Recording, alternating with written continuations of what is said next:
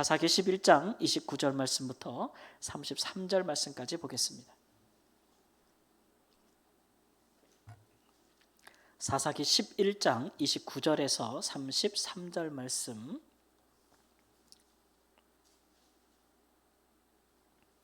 제가 먼저 29절 말씀.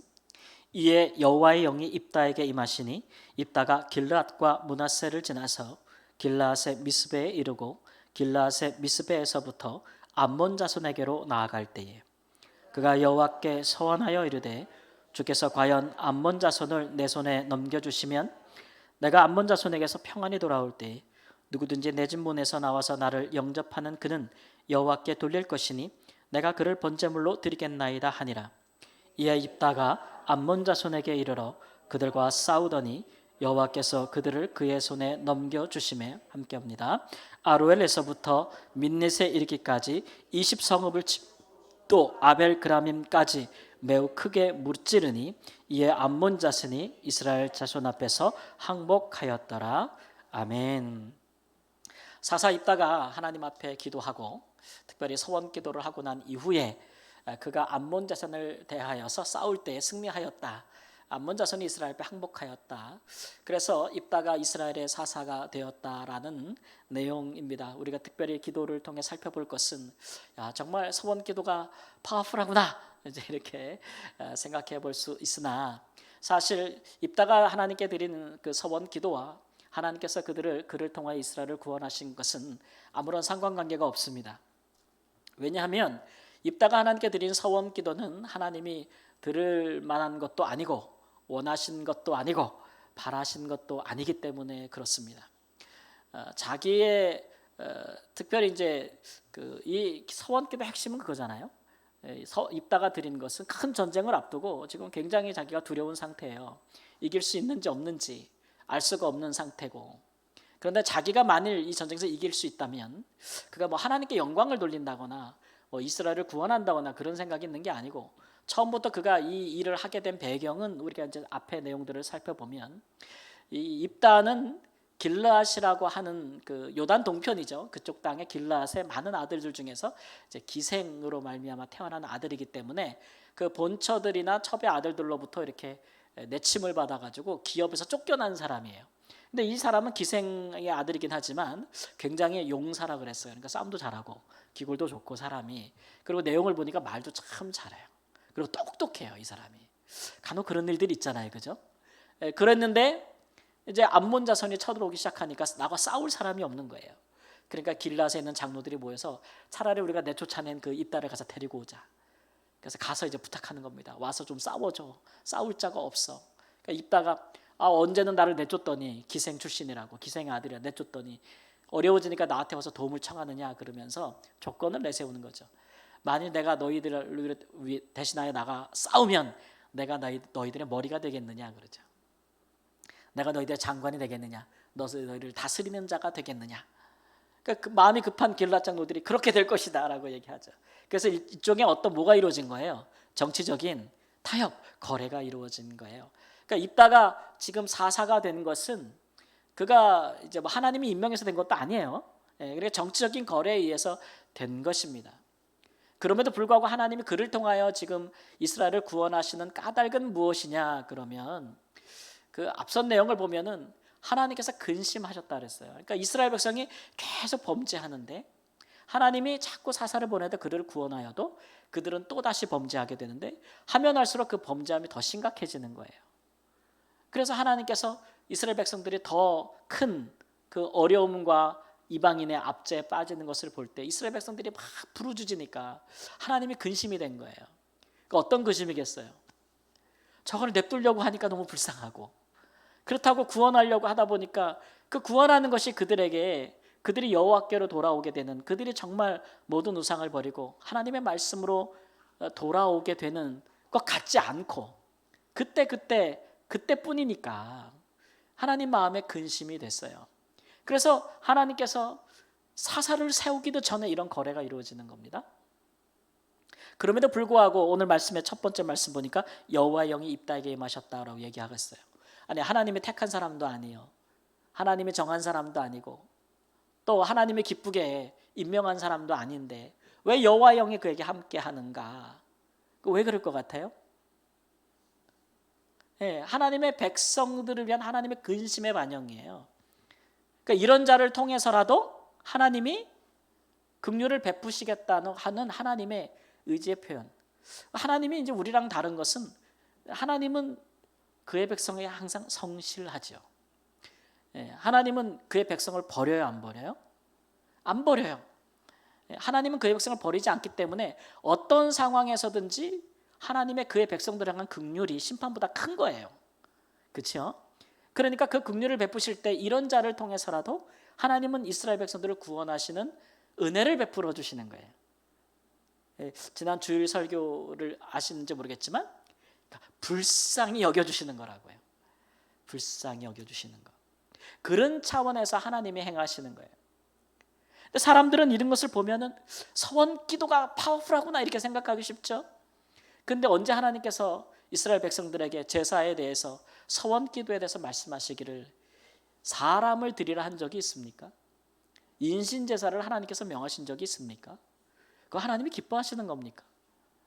사람을 제물로 바치는 것을 하나님께서 어찌 기뻐하십니까? 오히려 그런 사람은 뭐하라 그래요?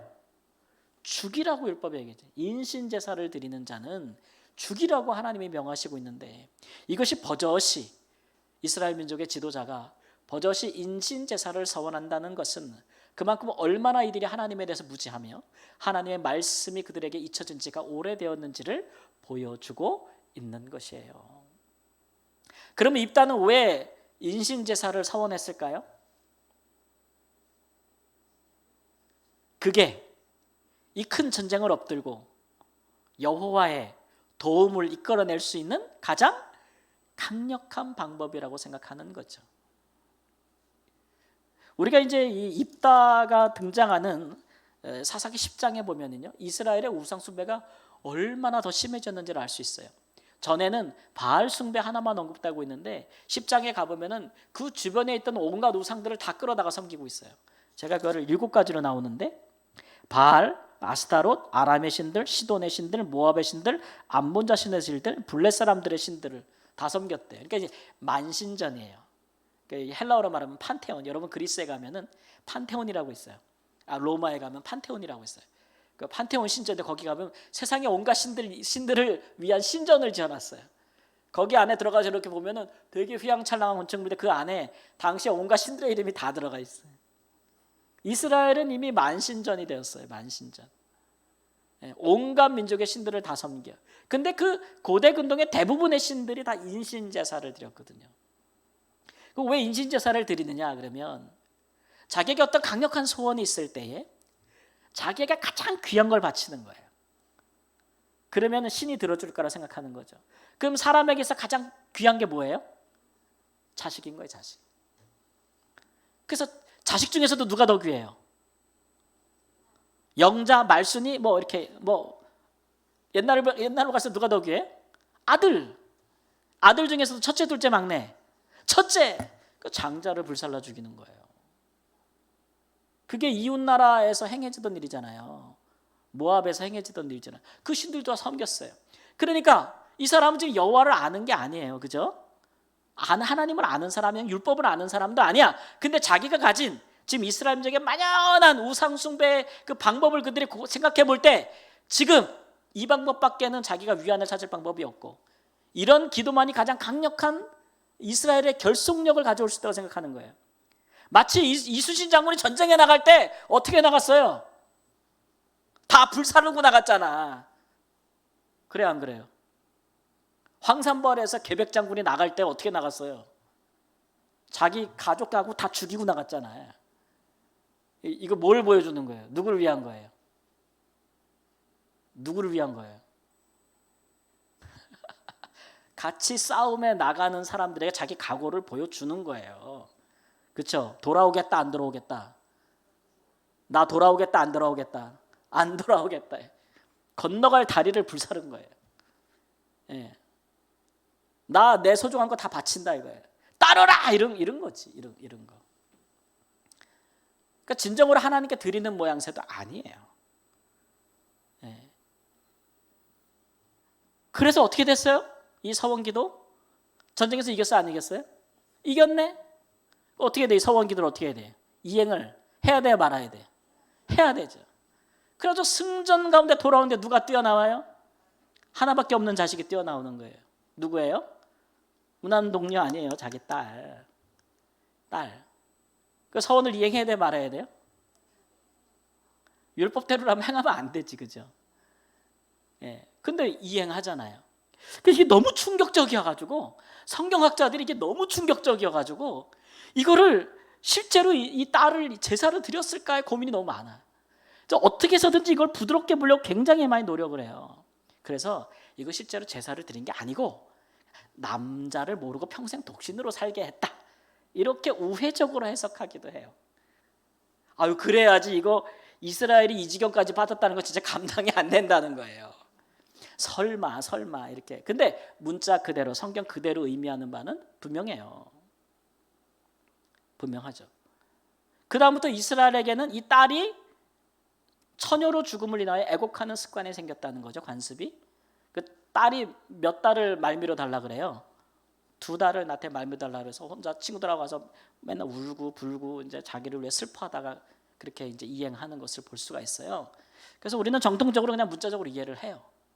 예. 이런 기도를 하나님이 기뻐하시겠는가요? 하나님을 몰라도 너무 모르는 거죠. 우리는 그런 기도 드립니까? 안 드립니까? 아유, 우리는 그런 기도 안 하지 뭐. 처음에.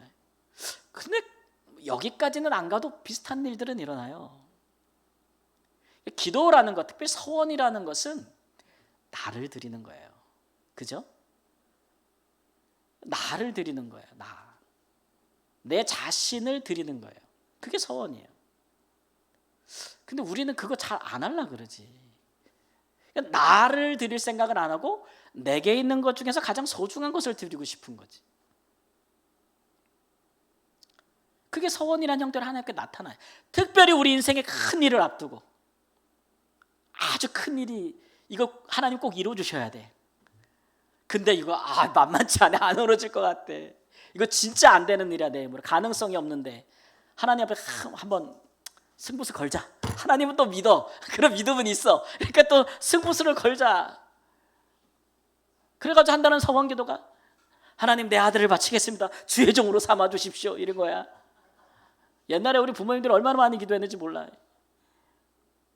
예? 우리 집에 또 하나 있어. 우리 엄마가 아들을 못 낳아가지고, 하나님 내 인생에 아들 낳게 해주면 주께 바치겠습니다. 그게 큰아들이요.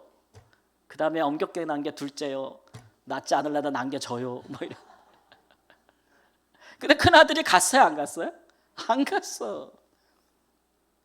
그것 때문에 얼마나 고통스럽게 사는지 몰라. 족쇄가 돼가지고 엄마도 힘들고 아들도 힘들고. 예? 아니, 하나님께 내가 뭔가를 드릴 것 같으면 나 자신을 드리면 되는 거예요. 그죠? 그게 기도할 때 하나님 우리에게 원하는 거예요. 그게 서원이고 그게 나실인이라는, 나를 구별해서 드리는. 하나님이 뭐가 필요해요? 하나님이 나를 사랑하고 나를 필요로 하지. 근데 우리는 이 자식을 자기 소유라고 생각하기 때문에 하는 거예요. 여러분, 자식이 우리 소유예요? 내 재산이에요? 내 몸으로 낳고 내가 낳지만, 내가 양육했지만 하나님의 자녀 아닙니까? 그렇죠? 하나님이 부르시면 그 길로 가겠지. 아니어도 되고. 목사님들이 오히려 이런 데 더 많이 빠져 있어요. 예, 얼마 집사람하고도 저렇게 서로 얘기하다가, 우리가 아들이 하나 있는데 목사 길을 안 가는 게 섭섭하더냐 안 섭섭하, 서로 솔직하게 얘기해보자.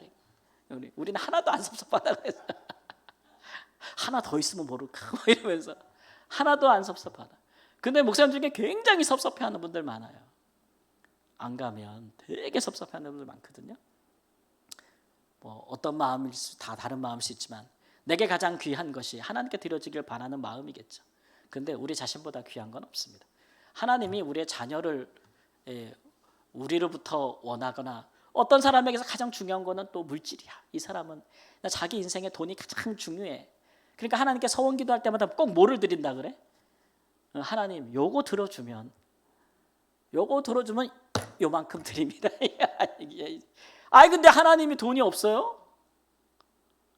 하나님 우리한테 돈 달라고 하는 분 아니잖아요. 그렇죠? 그러니까 하나님 우리가 어떻게 생각하느냐가 굉장히 달라요.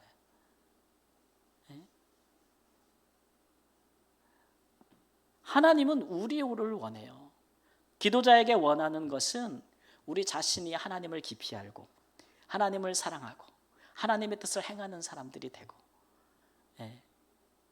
그런 사람이 되기를 바라는 마음, 그 마음만 있으면 하나님 우리 통해 무엇이든지 할 수 있고 어떤 일도 하나님은 이루시겠다고 하시는 분이신데, 우리가 그렇게 하나님 앞에 자꾸 사람에 대하듯이 거래할 필요가 없단 말이죠.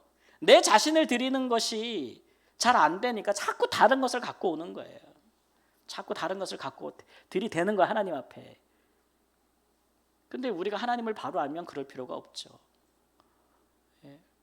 그런 면에서 우리의 기도가 하나님 앞에 늘 진실하고 정직할 필요가 있어요. 그런 면에서. 여러분, 잘못된 기도가 얼마나 많은 나쁜 결과들을 오래 지속적으로 가져오는지를 보십시오. 입다의 잘못된 서원 기도가 이스라엘 백성들에게 큰 악습이 됐어요. 마치 무슨 영웅당처럼, 그죠? 자기가 가장 소중한 딸을 하나님께 산채로 바친 그런 위대한 사사의 이야기처럼 그렇게 이스라엘 가운데 그게 전해 내려지고, 그 딸의 그 희생을 귀히 높이 사는 그런 주기적인 해마다 그런 일들이 그 지역에 1년에 3일씩 그런 습관들이, 의식들이 생겨나게 되잖아요. 굉장히 무서운 겁니다. 기도는 너무 중요하고 너무 유익한 건데 잘못 쓰는 만큼 참 위험한 거기도 해요. 그렇잖아요, 여러분. 우리가 살면서 이거 진짜 좋은 거야 라고 하는 걸수록 잘못 쓰면 어떻게 돼요? 굉장히 위험하잖아요. 칼 같은 거 좋아요, 나빠요? 엄청 유용하잖아요. 그죠? 우리 집에서 가장 위험한 데가 어디예요? 집에서, 집안, 가정에서 가장 위험한 데가 주방이에요. 제일 위험한 게 주방에 다 있어. 그죠? 그러니까 아내한테 함부로 하면 안 돼요. 언제 서슬퍼렇게 주방에 있는 거 들고 나올, 온갖 위험한 거는 부엌에 다 있어. 우리를 먹고 살게 하는 모든 도구들이 다 좋은 것들이 부엌에 있는데 그게 가장 위험하잖아요.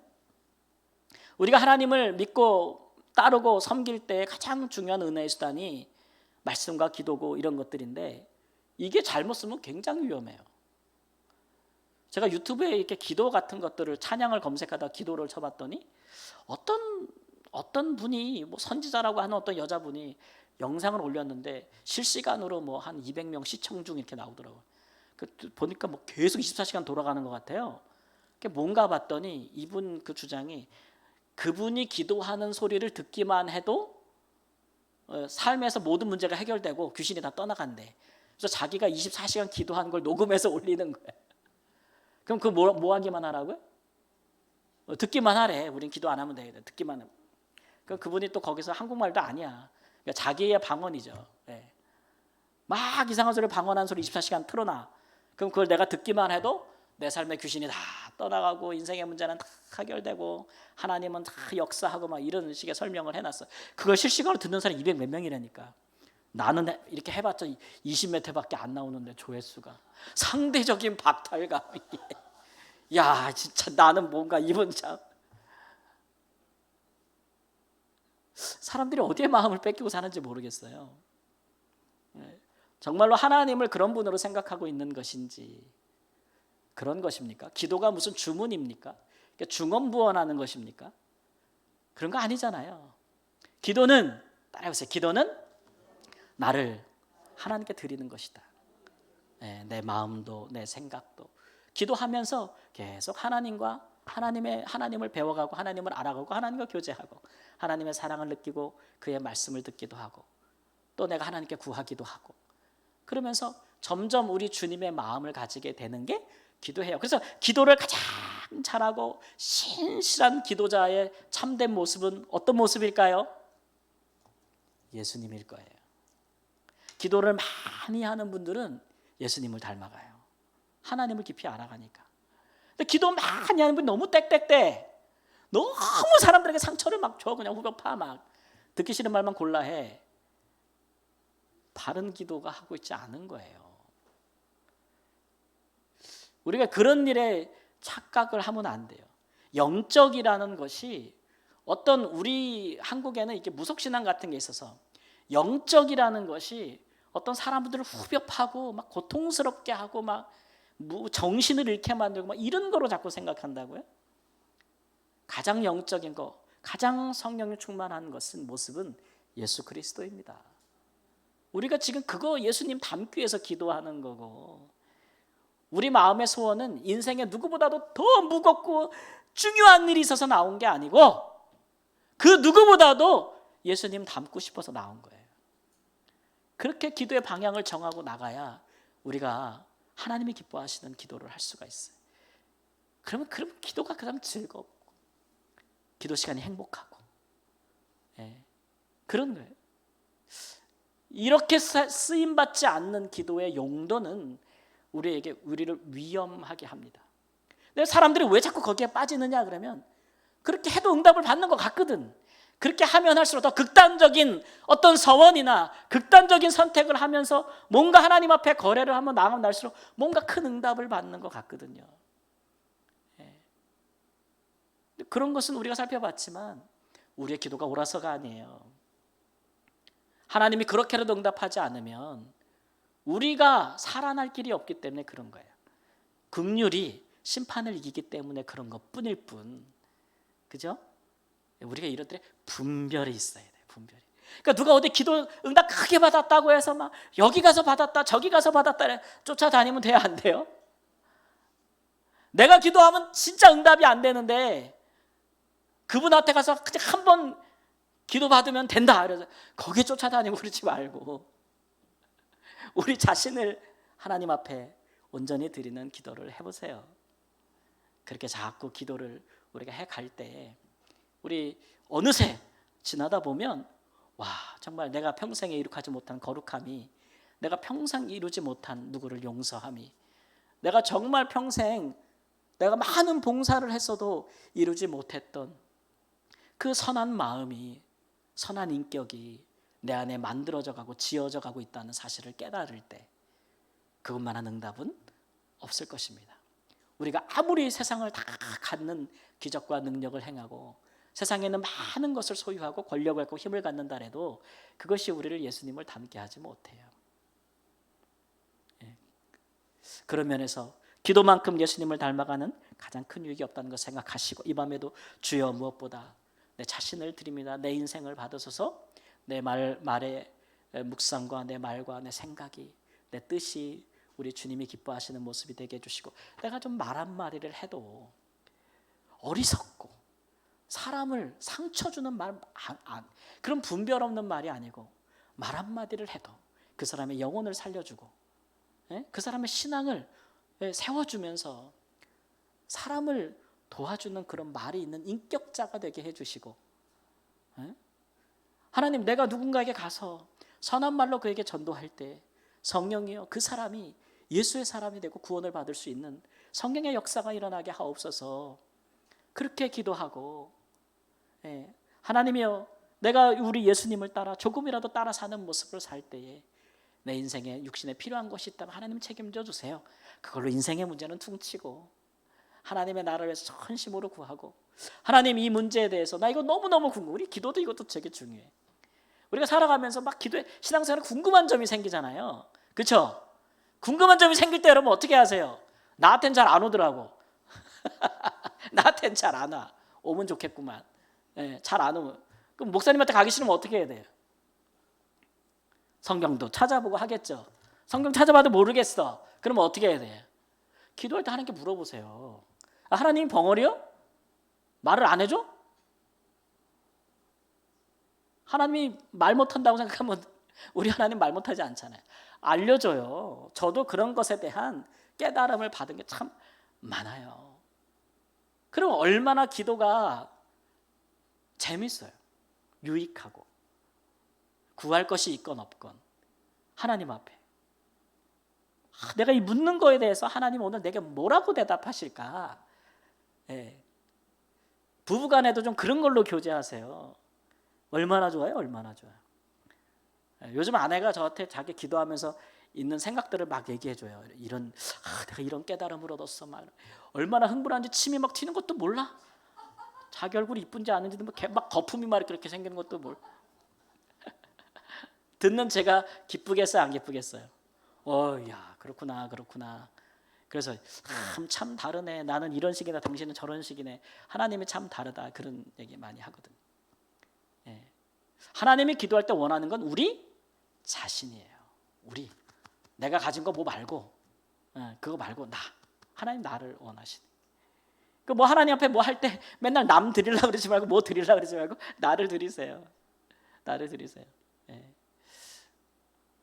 제가 선교제에서 이제 막판에 한국 나오기 전에 그 전에 보였던 부지처럼 거기 부지의 빈 땅에 코로나 때 신학교가 세워지기를 바라고 이제 교단 그동안 세웠던 교회들이 교단 창립이 되어지는 순간들이 오고 그래서 이제 드디어 이제 혼자 목회자 훈련을 맨날 하다가 이제 드디어 신학교를 세우면 공식적으로 이제 그 교회들을 섬길 수 있는 목회자를 양성할 수 있겠구나 생각하고 기도하고 있는데 뭐 하여튼 땅은 너무 막 2만 평이나 되는 넓은 땅인데 건물은 아무것도 없고 코로나는 닥쳤고 그러니까 할 게 뭐밖에 없겠어요? 기도밖에 없어요. 그래가지고 맨날 그 높은 바위에 올라가서 항상 그 땅을 보면서 기도했거든요. 매일 몸이 아프나 안 아프나 거기 가서 땡볕에 앉아서 이렇게 기도하면서 늘상 그랬는데 나중에 막 기도하는데 이거 도저히 여기 뭔가 일어날 것 같은 상황이 아니잖아요. 아무도 사람도 오가지도 않아. 코로나 때문에 한국이 너무 어려워. 그러니까 이런 일들에 선교 후원이 오겠어요, 안 오겠어요? 안 올 가능성이 더 높잖아요. 그러다 보니까 사람 마음속에 스물스물 뭐가 올라와요? 하나님 앞에 뭘 걸자. 이 인간의 본성이 뭐 서원기도 하자 이런 게 올라온단 말이에요. 그죠? 그 저도 그런 마음이 올라오는 거예요. 제가 하나님 앞에 서원을 한 거지 거기서. 무슨 서원을 했냐 그러면 하나님 여기 이 땅에 하나님의 주께서 제게 주신 계획대로 이 땅을 채워주시면 이제 하나님 앞에 제가 그냥 제 인생 계획 다 걸어요. 이렇게 여기서 너 말라위에서 평생 살다가 선교사로 살다가 죽어라 그래도 예스 하겠습니다. 평생 죽을 때까지 말라위에 살아 그래도 예스 하겠습니다. 그다음 내 인생의 주도권 하나님 앞에 드립니다. 저 그렇게 기도했어요. 그래서 내가 좌지우지하지 않겠다고 하나님께 나를 어디에 쓰시든지 여기서 죽으라면 죽고 더 어려운 지역으로 가라 그러면 가고 더 힘든 나라로 가라 그러면 또 가고 그래서 하나님 원하신 대로 제 자신을 드릴 테니까 이 땅을 채우소서 이렇게 기도를 했거든요. 야, 근데 진짜 코로나 딱 1년 반 사이 거기에 그냥 싹 제가 한번 보여드렸죠. 그냥 건물이 다 섰잖아요. 고등학교 하나를 개교할 수 있는 모든 건물들부터 해서 신학교를 할 수 있는 건물까지 다 섰잖아요. 그렇게 됐어요. 근데 그게 남는 게 아니고 뭐가 남았어요? 그걸 통해서 저는 하나님께 제 인생을 드렸어요. 그 다음부터는 이제 주도권이 누구한테 있는 거예요? 하나님이 있는 거예요. 그러니까 하나님이 이거 해 그러면 제가 거부할 수 있어요, 없어요? 하나님 여기 고생한 게 얼마인데 지금 이렇게 좀 따져봅시다. 이 말을 못 하겠는 거예요. 그리고 보면 저로서는 이 사역자의 길을 가는 저로서는 하나님 앞에 내 인생의 결정권과 주도권을 드리고 거기에 순종하겠다고 하는 좋은 기회가 된 것 같다. 지금 돌아보면 거기다 만일 그렇게 하면서 제가 거기서 서원하면서 하나님 앞에 하나님 내 아들놈 드릴게요. 고고 목사 사무소서 막 이렇게 서원했다고 봐요. 제가 지금 아들한테 너 죽으나 사나 목회길 가야 된다. 아들이 싫다 그러면 어떻게 되겠어요? 너 하나님이 죽여 막 해가지고 협박하고 막 뭐 하지 않겠어요? 그리고 하나님 기뻐하시겠어요? 안 기뻐하실 거 아니에요. 진짜 하나님이 원하시는 것이 무엇인지를 다시 한번 생각하고 우리 자신을 주님께 드리는 복된 시간 되기를 바랍니다.